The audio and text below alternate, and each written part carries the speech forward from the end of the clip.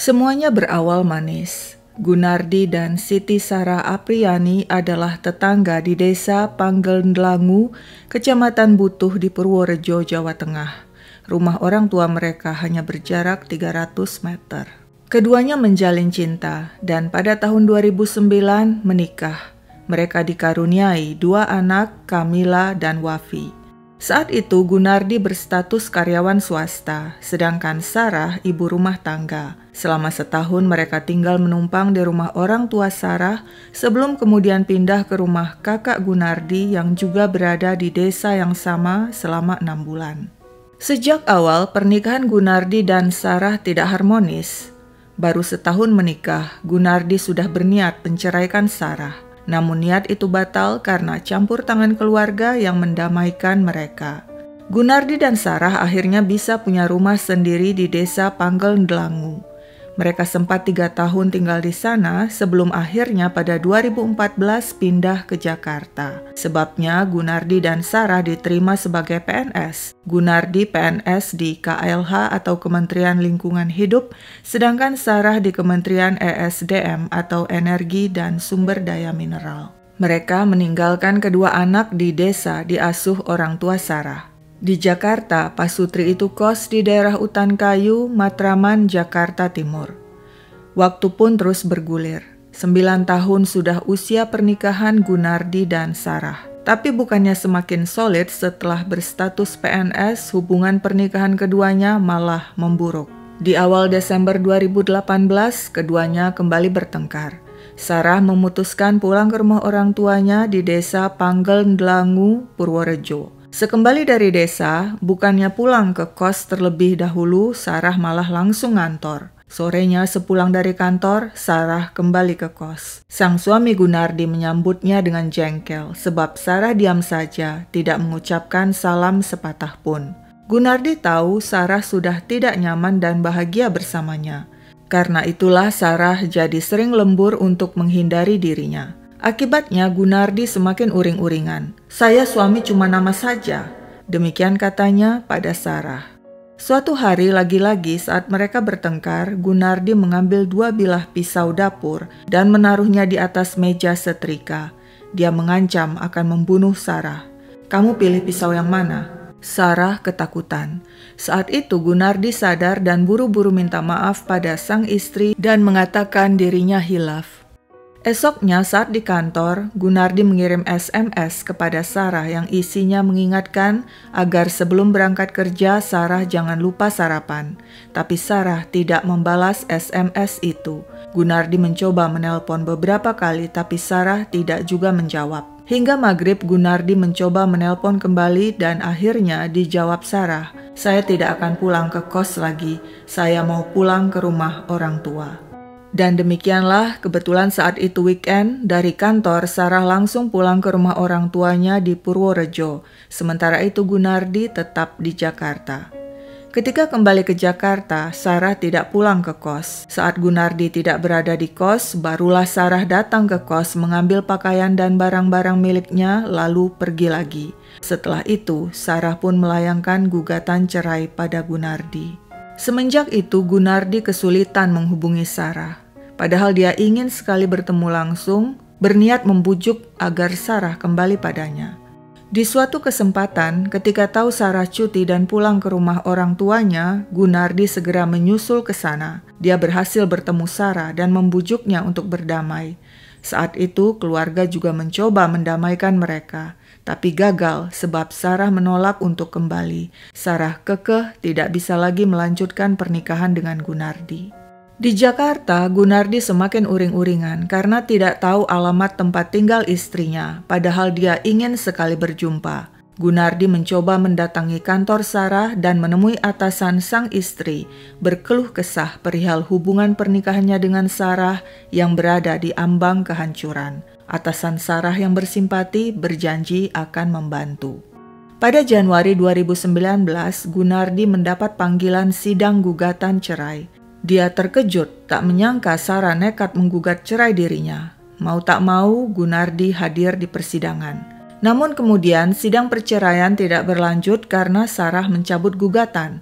Sepertinya ada berkas yang tidak lengkap berupa izin melakukan perceraian dari atasan. 2 minggu kemudian, Gunardi yang masih juga tidak bisa berkomunikasi dengan Sarah menghubungi atasan istrinya. Kepada sang atasan, Gunardi menanyakan tentang pencabutan gugatan cerai yang dilakukan Sarah itu. "Coba nanti saya tanyakan dulu ya," jawab atasan Sarah. Beberapa hari kemudian, Gunardi mendapat informasi dari rekan Sarah bahwa Sarah secara resmi telah mengajukan izin perceraian ke atasannya. Setiap PNS yang ingin menikah atau bercerai memang wajib minta izin atau lapor kepada atasan. Atasan Sarah kemudian memanggil Sarah dan Gunardi, berusaha mendamaikan mereka. Tapi gagal, Sarah tetap pada keputusannya ingin bercerai dengan Gunardi. Meski sudah berkali-kali Sarah menegaskan dirinya ingin bercerai, Gunardi tetap tidak bisa menerima. Dia ngotot ingin menemui Sarah langsung. Suatu hari dia hubungi kantor Sarah dan kembali mencoba minta alamat tempat tinggal Sarah, tapi pihak kantor tidak memberikan. Sementara itu, setelah mendapat izin perceraian dari atasan, Sarah kembali melayangkan gugatan cerai kepada Gunardi. Gunardi pun mendapat panggilan gugatan perceraian yang kedua, namun dia tidak hadir. Pengadilan memberikan waktu 30 hari bagi kedua belah pihak menjalani proses mediasi. Saat itu, beberapa kali Gunardi yang ogah bercerai minta agar diberi akses untuk bisa bertemu langsung dengan Sarah. Tapi Sarah menolak dan hanya mengizinkan komunikasi sebatas SMS. Tapi setiap Gunardi mengirim SMS, Sarah tidak pernah merespons. Suatu hari Gunardi mengunjungi anaknya di desa yang diasuh orang tua Sarah. Kepada mertuanya, Gunardi minta izin membawa anak-anak itu ke Jakarta, tapi mertua tidak mengizinkan. Gunardi marah, pecah pertengkaran antara dirinya dan keluarga Sarah. Lewat SMS, dia kemudian mengirim ancaman, "Saya akan hancurkan keluargamu." Waktu pun terus berjalan. Proses perceraian Gunardi dan Sarah belum juga tuntas. Sementara itu, Sarah pindah dari kantor ESDM Jakarta ke ESDM Jogja. Pada Sabtu 4 Mei 2019, pukul 12:30 siang, dengan menumpang kereta api, Gunardi berangkat dari Jakarta menuju rumah orang tuanya di desa Panggel-Ndlangu, Purworejo. Dia tiba di stasiun Kutoarjo, Purworejo pukul 8:30 malam. Setelah makan di alun-alun Kutoarjo, pukul 9:30 dengan menumpang ojek online, dia menuju rumah orang tuanya di desa Panggel-Ndlangu. Pukul 10 malam, Gunardi tiba di rumah orang tuanya. Tapi dia tidak masuk ke dalam, melainkan hanya duduk di halaman depan. 2 jam dirinya menunggu, hingga suasana sekeliling benar-benar sepi. Setelah itu dia pun berjalan kaki menuju rumah mertuanya yang hanya berjarak 300 meter. Dia tahu, setiap weekend di rumah itu ada istrinya Sarah. Gunardi mencoba membuka pintu rumah dengan kunci miliknya. Selama ini dia memang memiliki kunci rumah orang tua Sarah, tapi kali ini dia tidak bisa membuka pintu. Tentunya kunci telah diganti oleh si empunya rumah. Gunardi geram, dia pecahkan kaca jendela dengan gagang pisau. Pria itu berhasil masuk lewat jendela. Dia mendapatkan Sarah tidur bersama Camilla, anak sulung mereka, di ruang tamu di atas kasur di depan televisi. Dia colek kaki Sarah. Sarah terbangun. Betapa terkejut dirinya melihat Gunardi ada di dalam rumah. Gunardi segera mengajaknya ke ruang makan untuk bicara. Dia berceloteh panjang lebar tentang hubungan mereka. Dia bujuk agar Sarah membatalkan gugatan cerai dan kembali padanya. Sarah menjawab, "Sudah basi, kamu pergi. Gak usah kesini lagi kalau mau ngomong seperti itu." Gunardi menahan amarah. Dia mundur ke dapur dan sempat berjongkok untuk meredakan emosi, tapi gagal. Dia sambar sepotong kayu di dapur dan bergegas menuju ruang tamu. Tanpa ampun, dia hajar Sarah berkali-kali dengan kayu di leher dan kepala. Sarah ambruk. Si sulung Camilla terbangun. Bocah itu menjerit, menangis, memanggil-manggil ibunya yang sudah terkapar bersimbah darah. Tapi bukannya tersentuh mendengar tangisan anaknya, Gunardi semakin gila. Dia hantam bocah itu 2 kali dengan kayu. Camilla tersungkur tak bergerak. Mendengar suara ribut-ribut, Endang, ibu mertua Gunardi yang berada di kamar, terbangun. "Ada apa? Ada apa?" tanyanya sambil bergegas keluar dari kamar. Saat itu Gunardi bersembunyi di balik lemari depan. Begitu melihat ibu mertuanya datang, dia hajar wanita tua itu sekuat tenaga dengan potongan kayu hingga 3 kali. Endang ambruk. Tiba-tiba dari dalam kamar terdengar suara, "Oi, oi." Gunardi tahu itu adalah suara Yahyono, ayah mertuanya yang menderita stroke. Gunardi bergegas masuk ke kamar mertuanya dan menghantam pria yang tak berdaya itu dengan kayu. Sang ayah mertua jatuh dari atas tempat tidur ke lantai. Keributan itu ternyata didengar tetangga. Mereka mulai berdatangan, menyangka telah terjadi perampokan di rumah keluarga Yahyono. Mereka syok saat melihat dari balik jendela para penghuni rumah terkapar bersimbah darah. Warga mengepung rumah. Gunardi panik. Dia berniat kabur dari pintu belakang namun urung karena warga menghadang. Ketakutan, pria itu bersembunyi di dapur. Polisi segera tiba di TKP setelah mendapat laporan dari warga. Ketika masuk ke rumah, mereka menemukan pemandangan mengerikan. Seluruh anggota keluarga terkapar, Sarah, Kamila, Endang, dan Yahyono. Dan di dapur, polisi juga menemukan Gunardi yang tak sadarkan diri. Kelima orang itu segera dilarikan ke rumah sakit. Sarah yang berusia 30-an dinyatakan tewas di tempat. Sementara itu Endang yang berusia 50-an, Yahyono yang berusia 60-an serta Kamila berusia 10 tahun dirawat di RSUD Dr. Citro Wardoyo Purworejo. Namun malang, Endang dan Yahyono juga tak bisa bertahan dan menyusul sang anak Sarah. Kamila selamat meskipun dengan luka-luka. Demikian pula si pelaku Gunardi yang sempat mencoba bundir dengan cara menenggak cairan bius kloroform berhasil diselamatkan. Sementara itu si bungsu Wafi yang berusia 8 tahun selamat karena saat kejadian dia tidak terbangun dan tertidur pulas di kamar neneknya. Warga desa Panggeldlangu gempar dengan pembantaian 3 warganya dan pelakunya adalah Gunardi, warga mereka juga, orang yang sangat mereka kenal. Persidangan kasus pembunuhan yang dilakukan Gunardi yang menelan 3 korban jiwa dan 1 korban luka-luka digelar di Pengadilan Negeri Purworejo. Jaksa penuntut umum menilai Gunardi melanggar pasal 338 KUHP tentang pembunuhan dan menuntut pria itu dengan hukuman 20 tahun. Keluarga besar Sarah kecewa. Mereka menganggap tuntutan jaksa terlalu ringan. Warga desa Panggeldlangu yang kompak datang beramai-ramai hingga ratusan orang membawa spanduk dan berbagai tulisan protes. Mereka melakukan demo di Kejaksaan Negeri Purworejo dan di Pengadilan Negeri Purworejo. Mereka menuntut Gunardi dihukum mati. Kami warga Panggeldlangu resah jika Gunardi terbebas dari hukuman mati. Hukuman mati untuk Gunardi sepantasnya. Majelis Hakim yang terhormat, bila yang terjadi itu di keluarga majelis, apa yang majelis lakukan? #hukuman mati. Di persidangan, Gunardi mengatakan tidak berniat membunuh. Sebenarnya malam itu dia datang untuk membicarakan masalahnya dengan Sarah baik-baik. Menurut Gunardi, sejak awal pernikahannya tidak harmonis karena setiap ada masalah Sarah sering diam. Setiap kali Gunardi bertanya, "Salah saya apa?" maka Sarah tidak menjawab. Menurut Gunardi, karena tidak betah tinggal bersamanya, Sarah sering lembur. Sarah juga keras kepala, kalau dinasihati tidak mau mendengar. Setiap bertengkar, biasanya Sarah langsung pulang ke rumah orang tua. Tapi pengakuan dari keluarga Sarah dan para tetangga di desa lain lagi. Mereka mengatakan Gunardi temperamental dan kasar, sedikit-sedikit mengancam akan membunuh, sedikit-sedikit mengancam dengan pisau. Sudah terlalu sering Gunardi jika marah langsung melontarkan ancaman membunuh dengan pisau. Hal itu tentu saja membuat Sarah tertekan dan senantiasa ketakutan, sehingga akhirnya wanita itu memutuskan menggugat cerai. Kuasa hukum para korban mempertanyakan tuntutan jaksa yang dianggap tidak rasional. Menurutnya, Gunardi telah melakukan pembunuhan berencana sesuai pasal 340.